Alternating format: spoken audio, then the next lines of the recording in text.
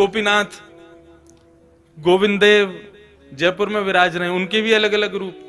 लेकिन श्रीनाथ जी का जो रूप है, स्वरूप है, इसमें सब विराजमान है, सब विद्यमान है, क्योंकि ये वास्तविक आनंद स्वरूप है। एक भुजा ऊपर है और दूसरी भुजा कमर पर है। किस भाव से? सावधानी से सुनिए कथा बिल्कुल। श्रीनाथ, श्री यानी राधा, श्री यानी श्री किशोरी जी, श्री यानी श्री लाडली जी, और श्री लाडली के संग युक्त होकर के जो नाथ विराजमान है वो है श्रीनाथ। सुन वे तो पहली ताली बजा रहे हो, बात तो पूरी करने दो हमको, जल्दीबाजी मत करो। अब तो पंडाल भी अपना, समय भी अपना, कथा भी अपनी, उत्सव भी अपने, पूरे दिन, पूरा दिन है अपने पास। खूब भाव से सुनो कथा। वृंदावन में जो दर्शन नहीं है वो दर्शन श्रीनाथ जी में है। कैसे? आप लोग सब बाहर से पधारे हैं, इसलिए मैं जो अपने गुरुजनों से, जो अपने बुद्धिजीवियों से जो मैंने सुना, तो मैं कह दूं यहां पर। वृंदावन में किशोरी जी ठाकुर जी से, ठाकुर जी के बगल में विराज रही है, और स्वरूप में नहीं है, केवल नाम के रूप में श्री राधा रानी विराजती हैं वृंदावन में।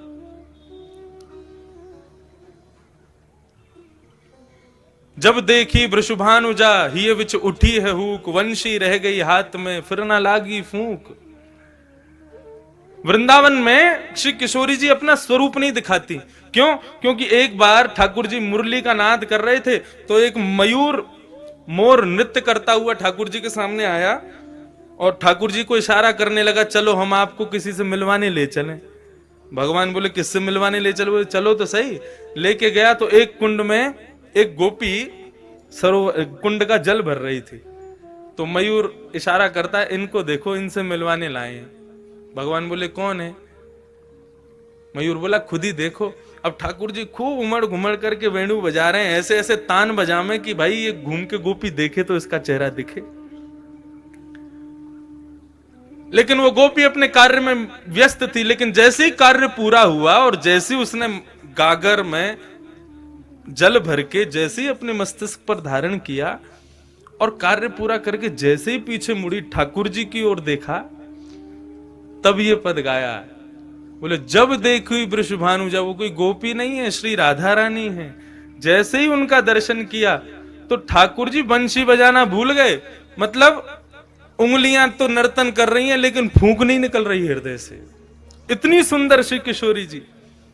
तो जैसे ही देखा कि भैया ये वेणु, ये क्या वेणु पे केवल उंगलियां घुमा रहे हैं, बजा क्यों नहीं रहे, तब किशोरी जी को लगा, अरे हमारे स्वरूप में मोहित हो गए। सो किशोरी जी ने घूंघट कर लिया। तब से आज तक श्री लाडली जी वहां घूंघट करके बैठी हैं। क्यों? बोले, यहां पर भक्त दर्शन करने आएंगे ठाकुर जी का, और यदि मैंने घूंघट ऊपर कर लिया तो ये तो मुझे देखते रहेंगे, भक्तन ने तो देखेंगे ना। तो यहां हमारे श्री किशोरी जी घूंघट करके बैठी हैं। लेकिन नाथद्वारा में किशोरी जी कहां है? नाथद्वारा में लाडली जी कहां है? ये जो स्वरूप है ये श्री लाडली जी का है। एक स्वरूप नहीं है श्रीनाथ जी। ये दोनों स्वरूप जब प्रेम में उन्मुक्त होकर के एक हो गए, तब श्रीनाथ स्वरूप प्रकट हुआ। अपनी पूर्ववर्ती कथा में भी मैं बता रहा था कि जब रास करते हैं ठाकुर जी, तो दोनों के अंग का स्वरूप क्या होता है? बोले, श्री किशोरी जी तो ऐसे नृत्य करती हैं, ये भाव है उनका, ये सदैव ऐसे ही नृत्य करती हैं। और श्री ठाकुर जी दोनों श्री विठलनाथ के रूप में, जैसे दोनों कमर पर हाथ रख करके और इस प्रकार से ठाकुर जी नृत्य करते हैं। कभी आप रासलीला देखो तो कान्हा मोर बन आयो, कैसे आवे? यूं ही तो आवे, अपने कंधे पे हाथ रख, अपने कमर पर हाथ लगा के। तो ठाकुर जी ज्यादातर नृत्य ऐसे ही करते हैं। अब नृत्य करना नहीं आता, नहीं करके बता देता मैं। अब भाव यही है कि बार बार ठाकुर जी नृत्य करते करते ऐसे ही हो जाते हैं, और श्री किशोरी जी ऐसे ही नृत्य करती हैं। एक दिन किशोरी जी जब नृत्य कर रही तो ठाकुर जी बोले, आज तो आप बहुत ही सुंदर लग रही हो। तेरो मुख नीको कि मेरो मुख किशोरी राधे। ठाकुर जी दर्पण देखें, दर्पण में किशोरी जी, जब ठाकुर जी और किशोरी जी दोनों देखें तो ठाकुर जी कहें, अच्छा लाडली जी यूं बताइयो, तुम्हारो मुख सुंदर है कि मेरो मुख सुंदर है? किशोरी जी कहें, जा प्रकार से अमावस्या में पूर्णिमा को चंद्रमा खिल जाए तो पूर्णिमा के चंद्रमा को देखवे के काजे सबन की दृष्टि व काली अंधियारी को भी देखे, वैसे ही आप हो। बोले आप तो ऐसे कार्य हो, आपको कोई देखो तो चाहे ना, लेकिन हम जब गौरांगी अपनो पूर्ण रूप लेकर के आपके बगल में विराज जाए ना, तब लोग आपको देख लें हमारे मारे। ऐसा ठाकुर जी के संग विनोद करें श्री किशोरी जी। तो उस दिन ठाकुर जी बोले, आज तो आप बहुत ही सुंदर लग रही हो।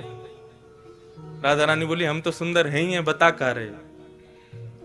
ठाकुर जी बोले, लेकिन हमारी इच्छा है रे कि आप हमारे सन्निकट आ जाओ, आप हमारे नजदीक आ जाओ। किशोरी जी बोली, देखो ये सब सखियां नाच रही हैं, सब नृत्य कर रही हैं, सब रास कर रही हैं, अब हम इन सबन के सामने आपके समीप आमे ना तो हमको न कष्ट हो गए। सो किशोरी जी तो आमे नहीं, ठाकुर जी बार बार ऐसे नाचते नाचते उनके बगल में पहुंच जाएं कि हमारे पास आमे। लेकिन ललिता, विशाखा और श्री यमुना, इन तीनों के हृदय में यह भाव आया कि ठाकुर जी की बड़ी इच्छा है रही है श्री किशोरी जी के आलिंगन की, हृदय से लगावे की, लेकिन हम लोग उनके संकोच के मारे कर नहीं रहे। सो तीनों नृत्य करते करते वहां से अंतर ध्यान हो गए, ताकि हमारा संकोच दूर हो जाए, हमसे जो संकोच है वो दूर हो जाए। जैसे ही तीनों वहां से प्रस्थान किए, ठाकुर जी ने और श्री लाडली जी ने, देखिए अब कोई ना है, अब तो समीप आ जाओ हमारे, आपको स्वरूप इतना बढ़िया मनमोहक लग रहा है। सो किशोरी जी तो ऐसे नृत्य करते करते और ठाकुर जी ऐसे नृत्य करते करते जैसे ही आकर के आलिंगन कियो है, सो आधो स्वरूप तो श्री किशोरी जी को और आधो श्री ठाकुर जी को श्रीनाथ रूप में प्रकट हो गए। बोलो श्रीनाथ प्यारे की जय। आप कभी गर्मी में यहां आना, मैंने तो अनुभव किया है। ठाकुर जी की जो उठी हुई भुजा है वो श्री राधा रानी है, और उस भुजा को जब आप देखेंगे तो उस भुजा में आपको गौर वर्ण का दर्शन होगा। अभी तो ठाकुर जी ने पूरा अंग ढका, केवल मुखमंडल दिखाते हैं, लेकिन कभी गर्मी में आप आओगे तब ठाकुर जी के श्री अंग का दर्शन कीजिएगा, आपको श्री किशोरी जी भी दिखेंगे। तो आधा भाग श्री लाडली जी हैं और आधा भाग श्री ठाकुर जी हैं। दोनों के रूप एक हुए तब श्रीनाथ प्रकट हुए। हमारे ब्रज वृंदावन में तो फिर भी राधा रानी ने थोड़ा सा दूर रह के बैठी हैं, लेकिन यहां तो एक में ही बैठी। और यहां आए कहां थे? कहां से आए? हमारे यहां से ही तो आए, हमारे ब्रज से ही तो पधारे। कल यहां पर प्रेस कॉन्फ्रेंस हो रही थी, तो हमारे प्रेस के सब भाइयों ने हमसे पूछा